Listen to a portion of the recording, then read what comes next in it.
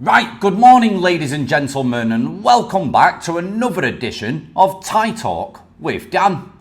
Now, I've had a subscriber send me a private email sharing about his story with a Thai woman, and I don't think that with me giving him advice and telling him how I really feel, I don't think it's going to change anything. So I've asked him for his permission to share his story on the channel today so he can read what others have to say about his situation, and hopefully if he gets enough constructive comments, it maybe sway him to do the right thing.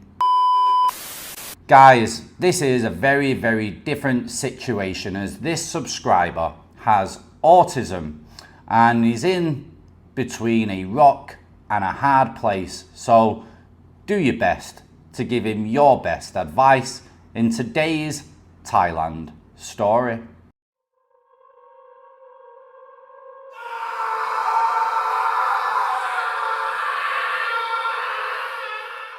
Right guys, so he sends me an email. Hello Dan, I am a big fan of your YouTube channel. Please can I tell you about my history and my current situation with my Thai ex-fiance. Right, so of course, I sent him an email back saying, yes, of course, I am all ears. So let's begin. She tells me that it is her dream to marry her first boyfriend. Our relationship started with a fight where we guilt-tripped each other. And in that moment of guilt, I took the plunge and became her first boyfriend.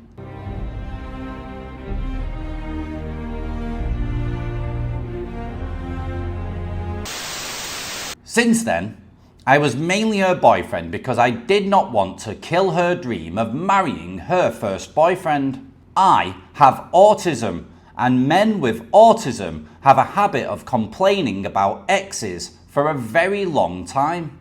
She used to accuse me of still loving my first Thai ex and started many fights with me over it. I stopped talking about my ex, but she kept asking me about her and getting angry afterwards. I eventually got tired of it and blocked her. She messaged me through another account and apologised and changed. I visited Thailand later in 2021 and we got engaged. After our engagement, she told me about the dowry and about how her family's crops were bad, and she told me about maybe taking informal loans. I sent her money so that she doesn't take an informal loan. I was overwhelmed by the dowry, so I broke up with her again. She guilt-tripped my mum and we talked again. She said that she was tired of being abandoned and that she would take risks with informal lenders since she wouldn't have a boyfriend to worry about her anymore. She then calmed down and we reconciled, and she said that she will get a job to help me pay the dowry.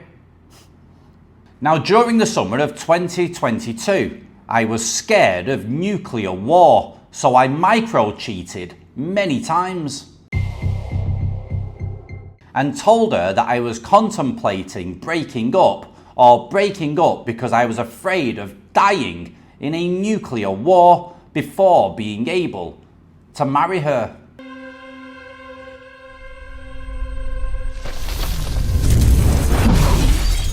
Towards the end of the summer and in the fall, she scammed me by telling me about various necessary expenses and emergencies. There was one instance where she said that an informal lender wanted to pick her up and take her to his hotel room. Now, because I didn't want her to take that risk, I sent her money. After I brought this behaviour to her attention, she apologised and said that she would never tell me about money issues ever again. And I decided to trust her by telling her that she didn't have to do that. Then she told me about not having enough money for the internet bill. I sent her money again. She told me that she would get a job so that I wouldn't have to send her money anymore. She found a job, but then told me that she needed money for the transportation. Then she told me that she forgot that she would get paid at the end of the month. And she spent half of it, and I sent her half. Then she told me that she needed money for the doctor so that she doesn't lose her job over getting sick. I sent her the money for the doctor, and she left that job anyways. She found another job and asked for transportation money again, and I broke up with her. During the scamming of the fall, I tried to break up with her multiple times, but she would always say, "Give me your bank account information so that I can send you back everything that you have ever given to me." I smell bullshit. I knew that she didn't have the means to do that, so in hindsight, it came off as a bluff. During the breakup, she kept on messaging my mum for several months. She had 2 relationships, not at the same time, but she kept messaging my mum to try to get back with me. She even rejected one of my friends who flirted with her and bragged about his wealth. I eventually reached out to her in late 2023, but she had a boyfriend at that time. I told her that she would have to leave him first if she wanted to reconcile with me, and that I would not financially support her outside of marriage, and she agreed. I also made it clear that I broke up with her because I thought that she was crazy, and she has kept her act together so far. Over a couple of months, she made many excuses for having to stay with him, either because of his mental health issues or because they work in the same place and she needs the money from that job. She recently told me that she broke up with him. However, she has 2 Facebook accounts, one where she has me as her fiance and one where she is in a relationship with a Thai guy.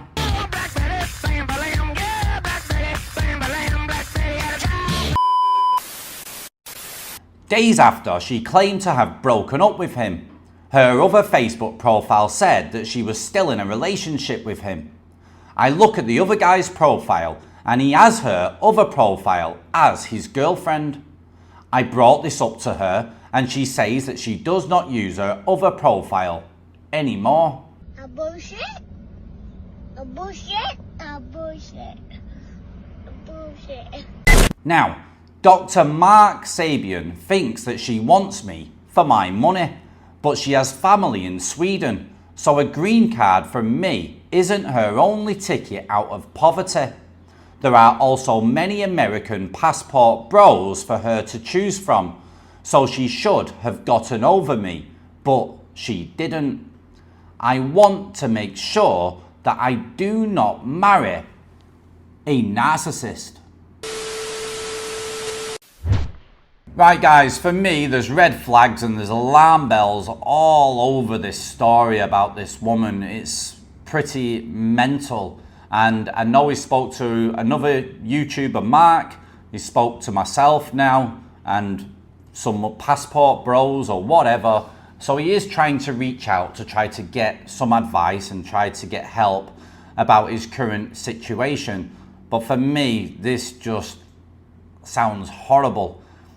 It sounds like she definitely has a Thai boyfriend. It sounds like she's probably spent many years and is still currently playing many different men to try to get whatever she can from them. And the dowry was mentioned quite a few times. It's crazy. I've already replied back to him and give him my advice, but guys, you know, if you've listened to his story properly and you've got some valuable advice, then please share it down in the comments below, as I really do feel like this guy needs it.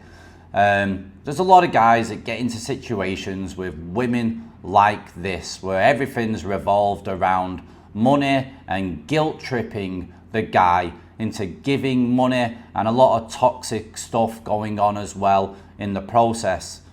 It's horrible, and I don't understand why guys get with women halfway around the world to go through all of this, especially if you don't have any children together. What's the point? There are so many women to choose from that are not just trying to siphon your money and play stupid games and cheat and have other boyfriends. Who wants that, you know? I understand that guys form an attachment with a female and find it very hard to break away from them.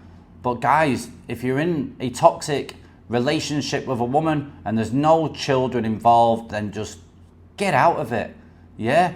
Have some time alone or start dating other women and try to find somebody that's a little bit more normal, especially than this one.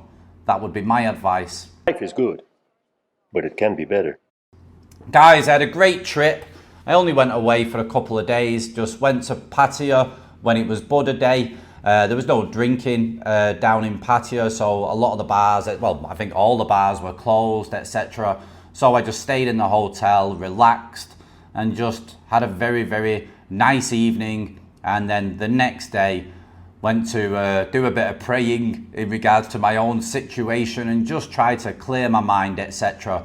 The recent videos that I made, I put them into the members area, guys. Tried to keep my private life out of the public as much as possible and just use my brain more than my heart in the current situation that I'm in, which is very difficult as it's my son's birthday in a few days.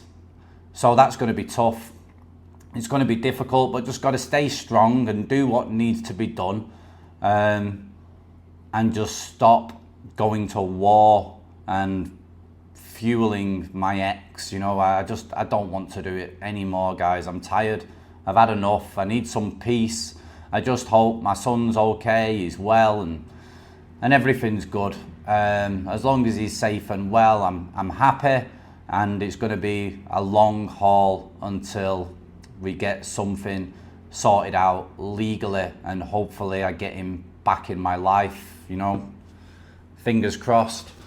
Now guys, if you've got your own story, your own Thailand story, you know, you've got kids with a Thai woman, things have not gone great, or you've just been dating, you're in a relationship, whatever the case may be, if you want to share your story or you want some advice, then get your emails sent in to me to thaitalkwithdan@gmail.com. Hope everybody is well and doing okay. Stay safe out there, guys, and if you're in Thailand on your holiday, enjoy it for what it is and don't get involved if you can help it. Guys, ciao for now. Bye-bye.